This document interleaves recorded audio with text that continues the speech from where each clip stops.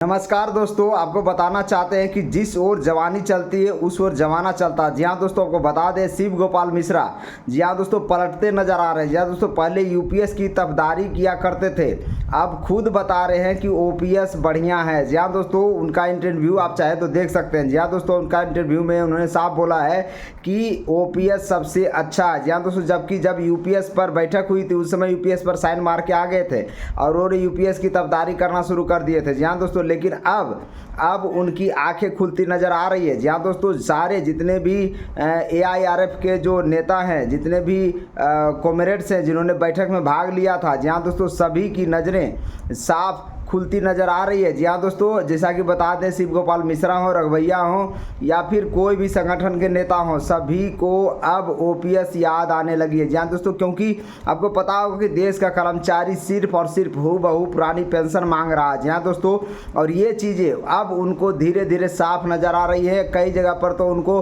Rest house से बाहर भी निकलने नहीं दिया जा रहा। ट्रकमैनों ने उनको निकलने से मना कर दिया, मना छोड़ दीजिए, डर के मारे रेस्ट हाउस से बाहर नहीं निकल रहे। आपको एक न्यूज़ में आया था, इससे पहले ट्रकमैनों ने उसे बाहर निकलने से रोक दिया। जी हाँ दोस्तों, इस तरह से बहुत चीज़ें घटनाएं घटती नज़र आ रही है। कहीं कहीं पर काले झंडे दिखाए जा रहे हैं शिव गोपाल मिश्रा को। तो इस तरह से आपको बता दें सरकार की बैठक जब 24 अगस्त को हुई थी उस समय यूपीएस का शगुफा छोड़ा गया था जिस पर सभी लोग साइन मार के चले आए थे, लेकिन आज नज़र आ रहा है। जी हाँ दोस्तों, आज वो खुद ओपीएस को अच्छा बता रहे हैं। जी हाँ दोस्तों, और ओपीएस बहाली की मांग करने लगे हैं सरकार से। जी हाँ दोस्तों, सरकार किसी भी पार्टी का हो उसे हमें कुछ लेना देना है नहीं, हमें सिर्फ ओपीएस पुरानी पेंशन के मुद्दा पर बात करनी है, पुरानी पेंशन बहाली करने के लिए सरकार से लगातार आंदोलन करना है। जी हाँ दोस्तों, इस तरह से अभी आपको बता दें कि जो मनजीत सिंह पटेल है, आपको पता होगा कि all India NPS employ federation के जो अध्यक्ष हैं, जी हाँ दोस्तों, उन्होंने कहना है कि हमें हूबहू ओपीएस चाहिए। और मोदी जी में इतनी गट्स है कि जब चाहे जब वो 15 लाख करोड़ का जो एनपीएस में फंड जमा हुआ है वो निरस्त करके ओपीएस लागू कर सकते हैं। जी हाँ दोस्तों, आपको पता होगा 12,000 करोड़ रुपया हर महीने एनपीएस में जमा होता है। और अभी कोई भी राज्य सरकार ओपीएस लागू करती है तो अपने बलबूते करती है, ना कि सरकार के बलबूते। जी हाँ दोस्तों, आपको बता दें कि जैसे राजस्थान सरकार का 37,000 करोड़ रुपया बाकी है भारत सरकार के ऊपर, एनपीएस का पैसा जमा है और भारत सरकार भी उसको निकालना नहीं चाह रही है, क्योंकि जो एनपीएस का पैसा है दोस्तों वो लग जाता है बाजार में। आपको पता होगा एसबीआई पेंशन फंड में लग जाता है, यूटीआई पेंशन फंड में लग जाता है, एलआईसी पेंशन फंड में लग जाता है। तो ये पैसा निकालना आसान नहीं होता। जी हाँ दोस्तों, सरकार के लिए भी। इसीलिए एनपीएस में जो पैसा अभी जमा हो रहा है वो निकालना आसान नहीं है केंद्र सरकार के लिए भी, और राज्य सरकार तो निकाल ही नहीं सकती है। जो आपको पता होगा कि जो आपका पैसा जब पीएफ में कटता था, जब ओल्ड पेंशन ले रहे होते थे, तो उस समय वो पैसा सरकार यानी राज्य सरकार के पास ही रहती थी और वो पैसा आपको जब आप रिटायरमेंट होता था आपको मिल जाता था। लेकिन अभी जो पैसा जमा होता है सरकार चाहेगी तो निकाल सकती है, लेकिन अर्थ व्यवस्था पर थोड़ा बोझ पड़ेगा। ये बात की सच्चाई है, जिसके कारण अभी देखिए जो भी पैसा है लगा बाजार में लगा हुआ, बाजार से उतार चढ़ाव होते रहता पैसा का, तो उस केस में निकालना आसान नहीं है। ये चीज़ें मनजीत सिंह पटेल साफ बता रहे हैं। जहाँ दोस्तों, लेकिन मोदी सरकार इतनी गट्सी सरकार है, जब चाहे जब निरस्त कर सकती है यूपीएस को और एनपीएस को और ओपीएस लागू कर सकते हैं। जहाँ दोस्तों, इसीलिए सरकार से मांग करते हैं कि ओपीएस जल्द से जल्द सभी कर्मचारियों के लिए लागू किया जाए। आपको पता होगा विधानसभा चुनाव देखते हुए मोदी सरकार ने यू टर्न लिया और डायरेक्ट यूपीएस लागू करवा दिया। जी हाँ दोस्तों, जो कि लागू होगा 1 अप्रैल 2025 से। जी हाँ दोस्तों, 1 अप्रैल 2025 से जब यूपीएस लागू होगा, लेकिन उसमें बहुत सारी कमियां नज़र आई। और ख़ास करके अर्धसैनिक बलों में जो 20-22 साल में नौकरी बिहार से लेकर चले आते हैं उनके लिए काफ़ी दुख दर्द हो रहा है दोस्तों, क्योंकि उनका 25 साल पूरा नहीं होगा तो पूरा पेंशन नहीं मिल पाएगा। जी हाँ दोस्तों, ये बात टीवी सोमनाथन ने साफ खुलकर बोल दिया था। जहाँ दोस्तों कि आप अगर 25 साल में नौकरी पर आते हो और 25 साल बाद वीआरएस ले तो यानी उम्र आपका 50 साल हो जाता है, लेकिन जब आपका रिटायरमेंट का ये 60 वर्ष पूरेगा या 62 वर्ष पूरेगा या 65 वर्ष पूरेगा या 58 वर्ष पूरेगा, सभी नौकरियों में अलग अलग रिटायरमेंट का एज होता है, तभी जाके पेंशन शुरू होगा। ये चीज़ें पूरे देश में आक्रोश आ गया, पूरे कर्मचारी आक्रोश में है, क्योंकि वो 10 साल के लिए बैठ के खाएंगे क्या। जी हाँ दोस्तों, क्योंकि आपको पता होगा देश का वैसे कर्मचारी नौकरी करता जो लोअर मिडिल वर्ग का होता, जो किसान का बेटा होता, जो दुकानदार का बेटा होता है, तो उनके लिए खर्ची चलाना भी काफ़ी मुश्किल हो जाता है। वैसे केस में वो क्या कर पाएंगे। आपको पता होगा जो अर्धसैनिक बल हैं, ITBP हैं, जो BSF जवान हैं,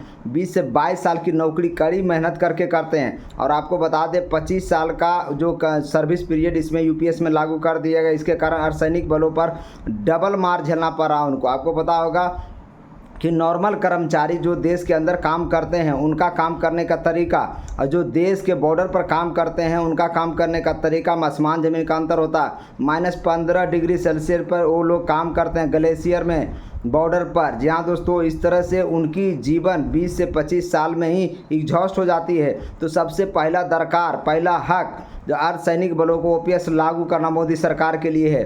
बाकी जो भारत के अंदर जितने भी कर्मचारी काम करते हैं सेकंड ऑप्शन में रखें, बाद में उनको OPS दिया जा सकता है, लेकिन पहला OPS का अधिकार जो देश के लिए लड़ता हो, देश के लिए मरता हो, देश के लिए जान गंवाता हो, संसद भवन की सेवा हो, या जितने भी सांसद हो, विधायक हो, मंत्री हो, जिसकी सेवा हो, जो सैनिक बल करता हो, उसका OPS बहाली करना सरकार का कर्तव्य है। सुप्रीम कोर्ट ने पहले भी बोल रखा था कि सरकारी कर्मचारी का मौलिक अधिकार है, जी हाँ दोस्तों, पेंशन, क्योंकि वो सारा जिंदगी, सारा जीवन, अपना सारा जवानी गंवाता अपने देश की सेवा में, किसी न किसी रूप में देश की सेवा करता है, और उसके बदले में सरकार का दायित्व बनता है कि उसे पेंशन और अच्छी पेंशन दी जाए ताकि जीवन निर्वाह अच्छी तरह से किया जा सके।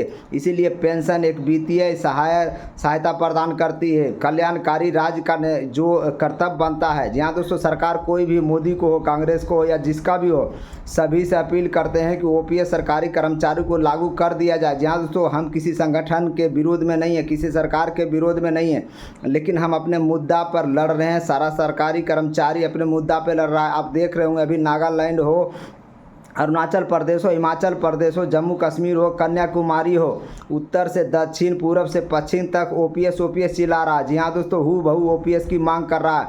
आज जाति में बटा हुआ कर्मचारी नहीं है, आज धर्म में बटा हुआ कर्मचारी नहीं है, सारा कर्मचारी का धर्म एक हो गया है, वो है देश के कर्मचारी, सरकारी कर्मचारी। जी हाँ दोस्तों, जिसके बदौलत सरकार अपना सरकार चलाती है देश भर में। जी हाँ दोस्तों, तो इस तरह से उसी के साथ नाइंसाफ़ी हो रहा है, ये कहीं न कहीं गलत है।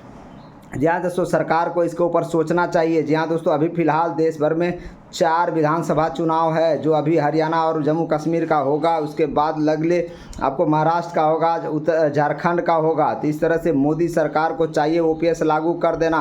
मंजीत सिंह पटेल ने साफ बोल रखा है कि OPS के अलावा हमारे पास कोई ऑप्शन नहीं है। फिलहाल UPS का गजट अभी तक आया नहीं है, UPS का गजट आएगा तो साफ क्लियर हो जाएगा। जी हाँ दोस्तों, और सूत्रों के हवाले से पता चला था UPS में कुछ गजट में फिर बदलाव हो सकते हैं, क्योंकि देश का कर्मचारी नाराज़ है, और जिसकी खमियाजा सरकार को भुगतना पड़ेगा, चाहे किसी भी पार्टी का सरकार हो। जी हाँ दोस्तों, सरकारी कर्मचारी किसी पार्टी का नहीं होता, ना ही किसी वर्ग का होता, वो अपने मुद्दे के लिए लड़ रहा है। जी हाँ दोस्तों, जो उसका संवैधानिक अधिकार है इसके लिए लड़ रहा है। इसलिए सरकार को सोचना चाहिए कि ये जो है OPS उसका एक इमोशन है। जी हाँ दोस्तों, उसका अधिकार है, जिसके कारण वो लड़ रहा है, तो उसे OPS मिलना चाहिए।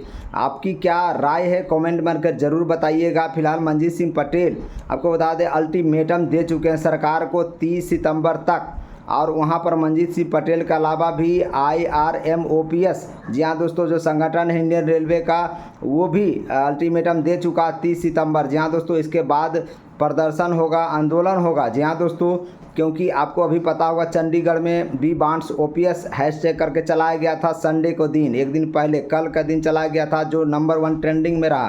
फेसबुक पर भी आप सेल्फी अभियान देखे होंगे, सुबह 7 बजे से शाम 5 बजे तक लगातार चला।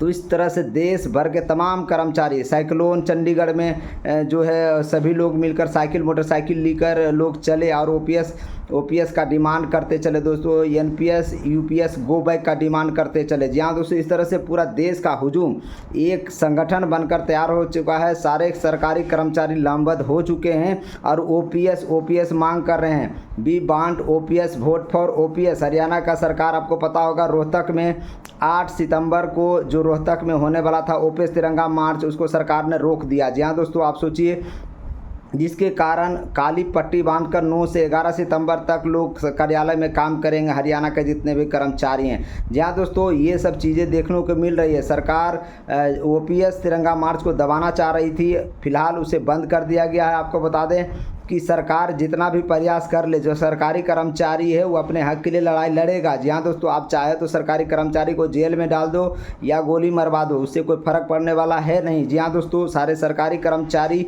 ओपीएस का डिमांड करते रहेंगे, क्योंकि ये ओपीएस उनके लिए नहीं ज़रूरी है, उनके पीढ़ियों के लिए भी ज़रूरी है। और ये ओपीएस में सिर्फ सरकारी कर्मचारी नहीं है, तमाम देश भर के आम जनता भी शामिल है, इसलिए क्योंकि उनका भी बाल बच्चे को आगे जब सरकारी नौकरी मांगेंगे तो उनको भी ओपीएस मिलेगा। तो ये देश का मुद्दा ओपीएस नंबर 1 रहेगा, रहा था, रहेगा ज़िंदगी भर, जब तक आप ओपीएस से लागू नहीं कर देते हैं। कई राज्यों ने ओपीएस लागू कर दिया है, लेकिन सरकार के तरफ से उनसे पैसा नहीं दिया जा रहा। जी हाँ दोस्तों, इस तरह से आप एनपीएस को, जो 15 लाख करोड़ रुपये जमा हो चुका है, उसे सरकार मोदी चाहे तो कभी भी ख़त्म कर सकती है। जब 14-15 लाख करोड़ रुपया पूंजीपतियों को माफ़ किया जा सकता है, तो 15 लाख करोड़ रुपया एनपीएस में जमा पैसा क्यों नहीं निरस्त करके बाजार में जो पैसा लगा हुआ क्यों नहीं वापस जितना आता है उतना ही दिया जा सकता है। ये दिया जा सकता है, सरकार चाहे तो ये फैसला ले सकती है। जी हाँ दोस्तों, और जो लोग बताते हैं कि आर्थिक बोझ पड़ेगा, आपको बता दें देश में और सारी चीज़ें हैं जिस पर तो आर्थिक बोझ नहीं पड़ रहा। आपको पता होगा ये सारा हम किसके ऊपर कर रहे हैं। जी हाँ दोस्तों, सभी माननीय सारे लोग ओपीएस ले रहे हैं, और जो पहले वाले 2000 से पहले वाले हैं सभी लोग ओपीएस ले रहे हैं। क्या वो देश का बोझ उनके ऊपर नहीं पड़ रहा है? ये सब चीज़ें सोचने की ज़रूरत है, ओपीएस लागू करने की ज़रूरत है। फिलहाल देश में मंजीत सिंह पटेल ने साफ बोल रखा है कि ओपीएस लागू करना पड़ेगा, सरकार को अल्टीमेटम दे रखे हैं। फिलहाल मेरे चैनल को लाइक करें, शेयर करें, सब्सक्राइब करें। जय हिंद।